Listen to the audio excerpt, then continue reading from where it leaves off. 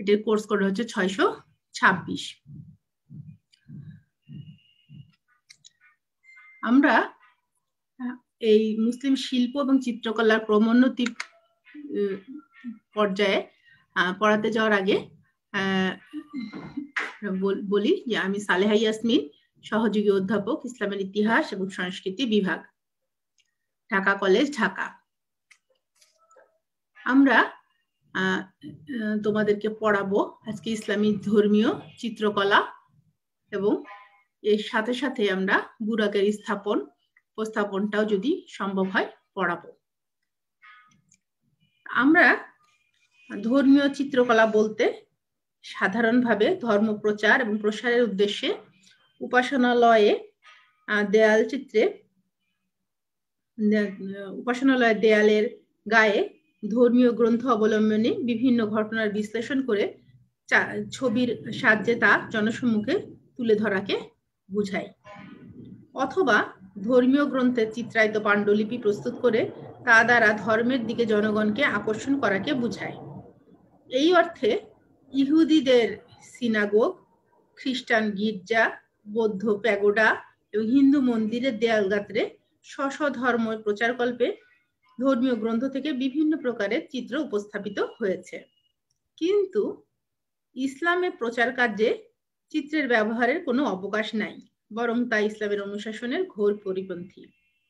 কোনো চিত্রশিল্পী বা শাসক মসজিদের দেয়ালে প্রচারের উদ্দেশ্যে চিত্র উপস্থাপিত করতে সাহস পাননি, যতই তিনি স্বৈরাচারী হন না কেন।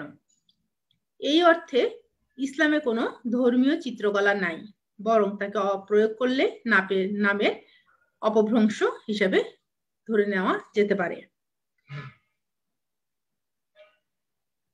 ইসলামে ধর্মীয় চিত্রকলা বলতে যা বোঝা যায় তাকে তথাকথিত ধর্মীয় চিত্রকলা বলা যেতে পারে। এটি 3টি শ্রেণীতে বিন্যাস করা যায়। প্রথমত বিভিন্ন নবী, রাসূলগণ এবং মহানবী সাল্লাল্লাহু আলাইহি সাল্লামের চিত্র। দ্বিতীয়ত দরবেশ এবং সাধু সজ্জনদের চিত্র। তৃতীয়ত হচ্ছে বুরাকের চিত্র। বিভিন্ন সাহিত্যিক এবং ঐতিহাসিক পাণ্ডুলিপি চিত্রায়িত করতে গিয়ে মুসলমান শিল্পীগণ এসব পবিত্র ব্যক্তিদের চিত্র উপস্থাপিত করেছে। এখন আমরা এগুলো একটি একটি করে আলোচনা করব। ইসলামে চিত্রকলার প্রাথমিক পর্যায়ে কোনো চিত্রশিল্পী তথাকথিত ধর্মীয় চিত্রকলা উপস্থাপনে প্রয়াসী হতে পারেননি। খ্রিস্টীয় 4র্থ শতাব্দীর পূর্বে পবিত্র ব্যক্তিদের চিত্র কোনো ঐতিহাসিক গ্রন্থের চিত্রায়িতকরণে দেখা যায়নি। মহানবী সাল্লাল্লাহু আলাইহি সাল্লাম এবং অন্যান্য নবীগণের চিত্র বিভিন্ন ঐতিহাসিক গ্রন্থের চিত্রায়িতকরণে স্থান পেয়েছে। উদাহরণ হিসেবে মহানবী সাল্লাল্লাহু আলাইহি সাল্লাম এবং প্রধান নবীগণের চিত্র যেসব পাণ্ডুলিপি চিত্রায়িতের করণে স্থান পেয়েছে সেগুলোর মধ্যে কিছু কিছু ঘটনা উপস্থাপন করব ইনশাল্লাহ। প্রথমে আমরা মহানবী সাল্লাল্লাহু আলাইহি সাল্লামের চিত্রায়িতের ঘটনা আলোচনা করব। সর্বপ্রথম মহানবী সাল্লাল্লাহু আলাইহি সাল্লামের একটি চিত্রের কথা ইবনে হাব্বার নামে এক বণিক উল্লেখ করেছেন। তিনি খ্রিস্টীয় 9ম শতাব্দীতে চীন পরিভ্রমণকালে চীনের সম্রাট এর মাধ্যমে একটি বাক্স প্রদর্শিত হয়েছিল, যেখানে হযরত নূহের জাহাজে আরোহণ, বনি ইসরাইলদের সাথে মুসার অবস্থান, 12 জন সহচরের সাথে যিশুর বসে থাকা এবং তার সহচরগণ কর্তৃক উপবেষ্টিত উটে আরোহিত হয়ে মহানবী সাল্লাল্লাহু আলাইহি সাল্লামের চিত্রে দেখা যায়। সম্ভবত এই চিত্রটি নেস্টোরীয় খ্রিস্টান চিত্রশিল্পীদের দ্বারা আঁকা হয়েছিল। সর্বপ্রথম যে ঐতিহাসিক গ্রন্থে মহানবী সাল্লাল্লাহু আলাইহি সাল্লামের জীবনের ঘটনার 8টি চিত্র পরিলক্ষিত হয় সেটি হলো গাজান খানের মন্ত্রী রশিদউদ্দিন রচিত জামিউ তাওয়ারিক। পাণ্ডুলিপি যার একটি অংশ, এই পাণ্ডুলিপির একটি অংশ লন্ডনের রয়্যাল এশিয়াটিক সোসাইটি এবং অপর অংশটি ইডেনবারা বিশ্ববিদ্যালয়ের লাইব্রেরিতে সংরক্ষিত আছে। রশিদউদ্দিনের এই বইটি বিশ্ব ইতিহাস হিসাবে পরিচিত, যাতে হযরত আদম আলাইহিস সালামের সৃষ্টি শুরু থেকে গ্রন্থাগারের সময় পর্যন্ত ইতিহাস লেখা হয়েছে। এই 8টি চিত্রের মধ্যে সাধু বাহিরা দ্বারা মুহাম্মদ সাল্লাল্লাহু আলাইহি ওয়াসাল্লাম নবী হওয়ার ভবিষ্যৎবাণী বলা, কাবা গৃহের পুনর্নির্মাণকালে মক্কার গণ্যমান্য ব্যক্তিদের মাঝে চাদরে করে হজরে আসওয়াদ অর্থাৎ কালো পাথর নির্দিষ্ট স্থানে সংস্থাপন করা, হেরা গুহায় জিবরাইল আলাইহিস সালামের দ্বারা ওহী অবতীর্ণের দৃশ্য এবং মদিনায় হিজরতকালে সওর গুহায় হযরত আবু বকর রাদিয়াল্লাহু আনহুর সঙ্গে তার অবস্থান এবং একজন বৃদ্ধা কর্তৃক তাদের জন্য ছাগির দুধ দহন করে আপ্যায়নের চিত্রাবলী বিশেষ উল্লেখযোগ্য। এছাড়াও মিরাজে গমনের সময় মহানবী সাল্লাল্লাহু আলাইহি সাল্লাম বুরাকে আরোহণের চিত্র বিশেষভাবে উপভোগ্য। এসব চিত্রে মহানবী সাল্লাল্লাহু আলাইহি সাল্লামকে অন্যান্য চিত্র হতে পৃথক করে দেখানোর জন্য তার মাথায় হ্যালো উপস্থাপিত হয় নাই। কিন্তু আল বেরুনির রচিত আল আসার আল বাকিয়া গ্রন্থে পাণ্ডুলিপিতে মহানবী সাল্লাল্লাহু আলাইহি সাল্লাম উষ্ট্র আরোহণের যে চিত্র আছে তার মাথায় গোলাকার হ্যালো উপস্থাপিত হয়েছে। এই একই পাণ্ডুলিপিতে গাধার পিঠে আরোহিত হয়ে হযরত ঈসা আলাইহিস সালামকে দেখা যায়। এই চিত্রে হযরত ঈসা আলাইহিস সালামের ঘরের গবাক্ষ পথ দিয়ে উষ্ট্রে আরোহিত মহানবী সাল্লাল্লাহু আলাইহি সাল্লামের নির্দেশ করে ব্যাবিলনের পতনের ইঙ্গিত করা হয়েছে। এতে করে মহানবী সাল্লাল্লাহু আলাইহি সাল্লাম শেষ এবং বিশ্বনবী হওয়ার ইঙ্গিত বহন করে। মিরখন্দের রজাতুস সাফা 1595 খ্রিস্টাব্দে রচিত হয়েছে। এই গ্রন্থের চিত্রায়িত পাণ্ডুলিপিতে মহানবী সাল্লাল্লাহু আলাইহি সাল্লামের জীবনের ঘটনার কয়েকটি চিত্র দেখা যায়। এগুলোর মধ্যে তার বক্ষ বিদীর্ণ হওয়ার দৃশ্য, বদরের যুদ্ধে আবু জাহেলের মৃত্যু, মক্কা বিজয়ের পর কাবা গৃহ থেকে মূর্তি অপসারণ এবং গাদির আল খোম নামক স্থানে হযরত আলীকে তার পরবর্তী উত্তরাধিকার হিসেবে ঘোষণা করা চিত্র বিশেষভাবে উল্লেখযোগ্য। সম্ভবত চিত্রশিল্পী কর্তৃক আলী রাদিয়াল্লাহু আনহুর প্রাধান্য এই চিত্রে প্রদর্শিত হয়েছিল। এখানে মহানবী সাল্লাল্লাহু আলাইহি সাল্লামের শিরে শিখা হ্যালো উপস্থাপন করে তার স্বাতন্ত্র্য দেখানো হয়েছে। এর পরবর্তীতে আমরা যেটির কথা বলবো তা হচ্ছে কাসাসুল আম্বিয়া নামে আরেকটি ঐতিহাসিক গ্রন্থের পাণ্ডুলিপি চিত্রায়িতকরণে মহানবী সাল্লাল্লাহু আলাইহি সাল্লামের চিত্রের উপস্থাপন লক্ষ্য করা যেতে পারে। বিবলিওথেক ন্যাশনালের সংরক্ষিত একটি চিত্রায়িত পাণ্ডুলিপিতে খাদিজার সাথে মহানবী সাল্লাল্লাহু আলাইহি সাল্লামের প্রথম সাক্ষাতের চিত্র উপস্থাপিত হয়েছে। বিক্ষিপ্তভাবে মহানবী সাল্লাল্লাহু আলাইহি সাল্লামের চিত্র অর্বাচীন পাণ্ডুলিপির চিত্রায়িতকরণে লক্ষ্য করা যায়। ভারতীয় উৎস হতে প্রাপ্ত মহানবী সাল্লাল্লাহু আলাইহি সাল্লামের একটি চিত্র বার্লিংটন ম্যাগাজিনে উপস্থাপন করা হয়েছে। সম্ভবত এটি সপ্তদশ শতাব্দীর প্রথমাংশের আঁকা ছবি। এই চিত্রিত দৃশ্যে মদিনার মসজিদ উপস্থাপিত হয়েছে। মসজিদের মধ্যস্থলে কিবলা প্রাচীরে মিহরাব, তার ডান পাশে মিম্বার এবং বাম পাশে একটি উচ্চ আসন যা উপর মহানবী সাল্লাল্লাহু আলাইহি সাল্লাম বসে রয়েছেন। তার দৌহিত্র হাসান এবং হুসাইন তার দুধারে দাঁড়িয়ে আছেন। খিলান পথের সর্বশেষ বাম কোণে হযরত বিলাল দাঁড়িয়ে আছেন এবং নিচে ইসলামের প্রথম 3 খলিফা হযরত আবু বকর রাদিয়াল্লাহু আনহু, হযরত উমর রাদিয়াল্লাহু আনহু এবং হযরত উসমান রাদিয়াল্লাহু আনহু বসে আছেন এবং তাদের বিপরীতে মিহরাবের সামনে ইসলামের 4র্থ খলিফা হযরত আলী অবস্থান করছেন। এই চিত্রে হযরত আলীর উপর অত্যধিক গুরুত্ব আরোপিত হয়েছে এবং সম্ভবত শিয়া চিত্রশিল্পীদের দ্বারা এটি আঁকা হয়েছিল। খ্রিস্টীয় ষষ্ঠদশ শতাব্দীর পর হতে সম্ভবত তার পূর্ব হতে মহানবী সাল্লাল্লাহু আলাইহি সাল্লামকে তার শিরোপরি কেবলমাত্র গোলাকার হ্যালো দিয়ে নয়, বরং শিখা হ্যালো দিয়ে সমাদৃত করার রীতি চলে এসেছিল। চিত্রে মহানবী সাল্লাল্লাহু আলাইহি ওয়াসাল্লামের শারীরিক গঠন এবং মুখাবয়ব খুব কদাচিৎ উপস্থাপিত হয়েছে এবং হয়ে থাকলেও তা প্রাথমিক পর্যায়ের চিত্রে দেখা যায় না। খ্রিস্টীয়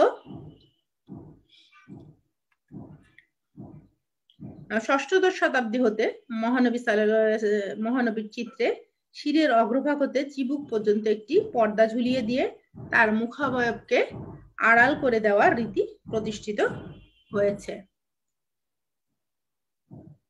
রক্ষণশীল অনুভূতির প্রতি শ্রদ্ধা জানিয়ে অন্যান্য নবীগণের ক্ষেত্রেও অনুরূপ রীতি অনুসৃত হয়েছে। এমনকি ইসলামের প্রাথমিক যুগের পুত পবিত্র ব্যক্তিদের ক্ষেত্রে তার প্রতিফলনও ঘটেছে। পরবর্তীতে চিত্রশিল্পীগণ মহানবী সাল্লাল্লাহু আলাইহি ওয়াসাল্লামকে সম্মান প্রদর্শন করে চিত্রে তাকে কেবলমাত্র জ্যোতিষ্কটা হিসেবে উপস্থাপন করেছেন। 1632 খ্রিস্টাব্দে রচিত মহানবী সাল্লাল্লাহু আলাইহি ওয়াসাল্লাম এবং 4 খলিফার চরিত ইতিহাসের চিত্রায়িত পাণ্ডুলিপিতে মহানবী সাল্লাল্লাহু আলাইহি ওয়াসাল্লামকে প্রতিটি চিত্রে শারীরিক গঠনের কোনো আকৃতি না দেখিয়ে কেবলমাত্র জ্যোতিষ্কটা হিসেবে দেখানো হয়েছে। খ্রিস্টীয় অষ্টাদশ শতাব্দীর সাদির বুস্তানের একটি চিত্রায়িত পাণ্ডুলিপিতে লন্ডনের ইন্ডিয়া অফিস লাইব্রেরিতে সংরক্ষিত রয়েছে, যাতে সাদা পোশাকে আবৃত হয়ে বুরাকায় আরোহিত অবস্থায় মহানবী সাল্লাল্লাহু আলাইহি ওয়াসাল্লামের মিরাজ গমনের দৃশ্য, তার শরীরের কোনো অংশ এমনকি হাত এবং পায়ের চিহ্ন দেখা যাচ্ছে না এই ছবিতে। নবীগণের মধ্যে হযরত ঈসা আলাইহিস সালামের জন্মের দৃশ্য চিত্রশিল্পীদের দ্বারা উপস্থাপিত হয়েছে। মুসলিম চিত্রশিল্পী কুরআনের ভাষা অনুযায়ী হযরত মরিয়মের যে গর্ভাবস্থার ছবি অঙ্কিত করেছেন, তাতে একটি মরা খেজুর গাছের নিকট তাকে দেখা যাচ্ছে এবং সেই মরা খেজুর গাছ সজীবতা লাভ করেছে। সেই খেজুর গাছ ধরে তিনি দাঁড়িয়ে আছেন। এই স্থানে তার সদ্য প্রসূত সন্তান সাদা কাপড়ে আবৃত অবস্থায় ভূমিতে রাখা আছে। এরূপ ছবি বিভিন্ন চিত্রশিল্পীগণ কর্তৃক অঙ্কিত হয়েছে। সাদির বুস্তানের একটি গল্প অবলম্বনে হযরত ঈসাকে তার এক সহচর সহ উপস্থাপন করা হয়েছে, যেখানে এক দুষ্ট ব্যক্তিকে তার সহচর ভৎসনা করছেন এবং তিনি তার সাথে সদয় ব্যবহার করছেন। সহচর সহ বাজার অতিক্রম করার সময় একটি মৃত কুকুরের নিকট হযরত ঈসাকে চিত্রে উপস্থাপিত করা হয়েছে। মহানবী সাল্লাল্লাহু আলাইহি সাল্লাম এবং হযরত ঈসা আলাইহিস সালাম ব্যতীত হযরত আদম আলাইহিস সালাম হতে শুরু করে আল কুরআনের গল্প অনুসারে এবং ঐতিহাসিক গ্রন্থের বর্ণনা অনুযায়ী প্রধান প্রধান নবীগণের চিত্রশিল্পীদের দ্বারা আঁকা হয়েছে। এসবের মধ্যে হযরত আদম আলাইহিস সালামের বেহেশত হতে বহিষ্কার, হযরত নূহ আলাইহিস সালামের প্লাবনে জাহাজে আরোহণ, হযরত ইব্রাহিম ও এক অগ্নি উপাসকের ঘটনা, তার পুত্রকে কুরবানি করার দৃশ্য, ইউসুফ জুলেখার কাহিনী, হযরত সুলাইমানের সাথে সাবার রানী বিলকিসের সাক্ষাৎ এবং হযরত ইউনূস আলাইহিস সালামের মাছের পেট হতে বের হওয়ার হয়ে এক কদুর গাছের নিকট আশ্রয় ইত্যাদি চিত্র মুসলিম চিত্রশিল্পীদের দ্বারা আঁকা হয়েছে। নবী রাসূল ছাড়া তথাকথিত ধর্মীয় চিত্রকলায় দরবেশ এবং সাধু সজ্জনদের একক এবং সম্মিলিত চিত্র মুসলিম চিত্রশিল্পী কর্তৃক আঁকা হয়েছে। এসব চিত্রের মধ্যে ভারতীয় সুফি সাধক দারা শিকোর আধ্যাত্মিক গুরু মিরান মীর এবং তার শিষ্য মোল্লা শাহের প্রতিকৃতি উল্লেখ করা যায়। বিভিন্ন সুফি অর্ডারের সুফিদের দলগত ছবি এবং একক প্রতিকৃতি চিত্রশিল্পীগণ এঁকেছেন। এমনকি পার্সীয়, তুর্কি এবং ভারতীয় নৃত্যরত দরবেশদের চিত্রশিল্পীগণ মনোরম পরিবেশ সহ এঁকেছেন। সাদির বুস্তানের গল্প অবলম্বনে জায়নামাজে বসে দরবেশের নদী অতিক্রমের দৃশ্য, এই দুইজন প্রতিদ্বন্দ্বী দরবেশ নৌযানে নদী অতিক্রম করার সময় একে অপরের সাথে যে প্রতিযোগিতায় লিপ্ত, তার চিত্র অতি সুন্দরভাবে চিত্রশিল্পীগণদের দ্বারা উপস্থাপিত হয়েছে। এসব দরবেশ সাধু সজ্জনের ছবিতে যেসব ছবি দেখা যায় তাদের শিরে পাগড়ি অথবা অনেক সময় গোলাকার হেলো উপস্থাপিত হতে দেখা যায়। কোনো কোনো সময় এসব দরবেশকে বাগানের মধ্যে বসা অবস্থায়, মসজিদের চত্বরে অথবা খানকায় জিকিররত অবস্থায় দেখা যায়।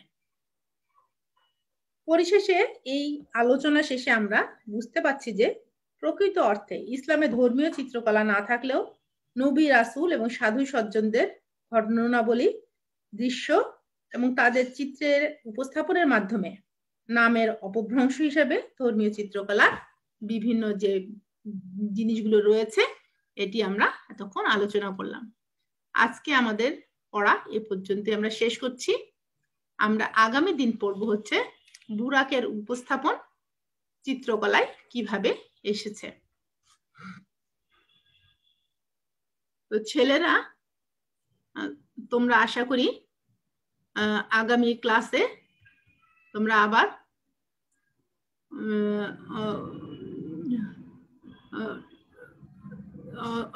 ক্লাসে জয়েন করবে এবং আমার ক্লাস সহ অন্য সবার ক্লাসই ইনশাল্লাহ তোমরা করবে এবং আমরা আশা করছি যে তোমরা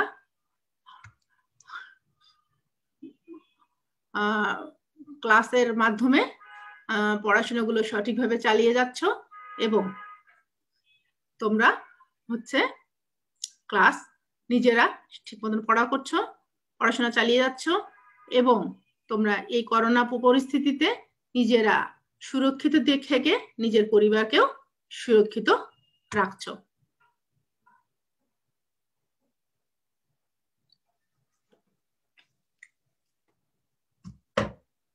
আসসালামু আলাইকুম ওয়া রাহমাতুল্লাহি ওয়া বারাকাতুহু।